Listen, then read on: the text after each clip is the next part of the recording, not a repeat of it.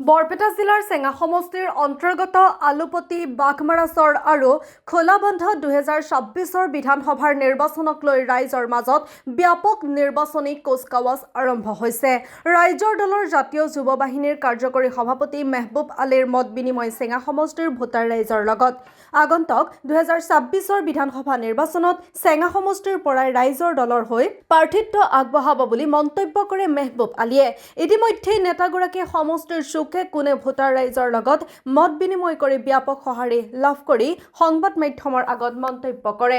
চাওক, আলুপতি চৰত আপোনাৰ আলুপতিৰ পৰা আৰম্ভ কৰিছোঁ। ইয়াৰ 9টা পঞ্চায়ত আছে। 9টা পঞ্চায়ত আমি একচুৱেলি ঘৰে ঘৰে ড'ৰ টু ড'ৰ সকলোৰে ঘৰটো মানে ইলেকশ্যন খেলিম বুলি নহয়, আমি সকলোৰে ঘৰে ঘৰে গৈ আছোঁ আৰু সকলোকে মানে লগ ধৰি আছোঁ আৰু মানে ইলেকশ্যনটো মানুহটো আহিলেতো মানুহৰ ঘৰে ঘৰে যায়, কিন্তু আমাৰ ৰাইজৰ সমস্যা, মূল সমস্যাটো আমাৰ সকলোৱে জানে, কাৰণ আগতেও কৈ আহিছোঁ, আজিও কওঁ, আমাৰ বৰপেটা ডিষ্ট্ৰিক্টৰ মানে চেঙা সমষ্টিটো মূল সমস্যা হৈ গ'ল গৰাখহনীয়া সমস্যা। আৰু এই গৰাখহনীয়া সমস্যা মানে যাকে ভোট নিদিয়ক সমাজে বা ৰাইজে, গৰাখহনীয়া সমস্যাটো যদি সমাধান কৰিব পাৰে, এই গৰাখহনীয়া সমস্যালৈকে আমাৰ এই অঞ্চলৰ ৰাইজক আজি মানে জুলুঙা কৰি দিলে। এই নদীলৈকে সকলোৰে মাটি খেতি পথাৰ আজি নদীৰ মাজত।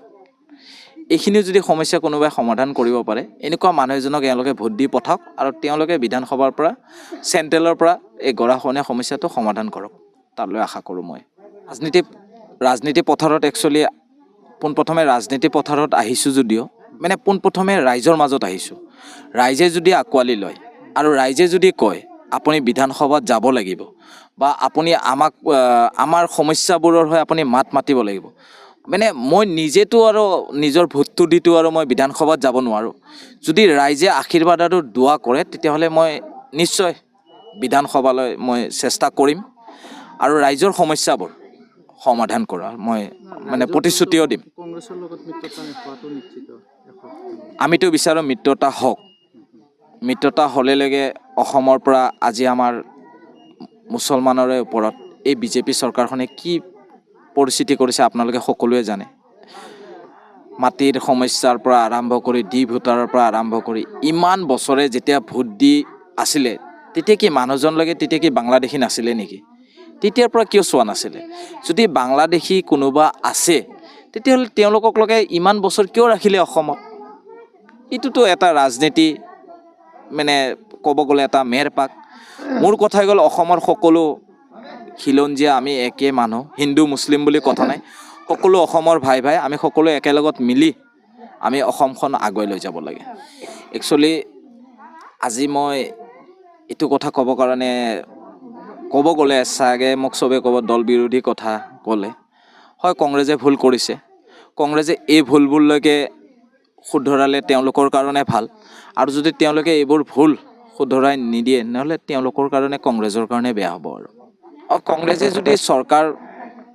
কংগ্ৰেছৰ চৰকাৰ যদি অসমত আহে তেতিয়াহ'লে কংগ্ৰেছে নকৰিলে আমি এইবোৰ সমস্যালৈ আমি মাত মাতিম। আমি সমস্যালৈ আমি ৰাইজৰ হৈ আমি নিজে থিয় দিম। আমি যদি বিধায়ক হৈও নাহোঁ, ৰাইজৰ লগতলৈকে আমি ধৰ্ণা দিম, আমাৰ মাটিৰ পাত্তা কিয় হোৱা নাই, আমাৰ ভোটাৰৰ সমস্যাবোৰ কিয় সমাধান হোৱা নাই, এইবোৰ তেতিয়াহ'লে আমি কৰিম।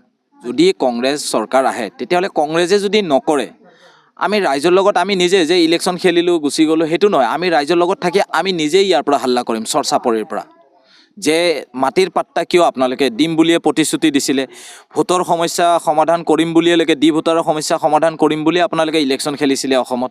তেতিয়াহ'লে আপোনালোকে এইবোৰ কাম কৰক, নহ'লে আপোনালোকক 5 বছৰৰ পিছত ৰাইজে আকৌ আপোনালোকক অসমৰ পৰা বিদায় দিব, আকৌ বেলেগ চৰকাৰক আঁকোৱালি ল'ব।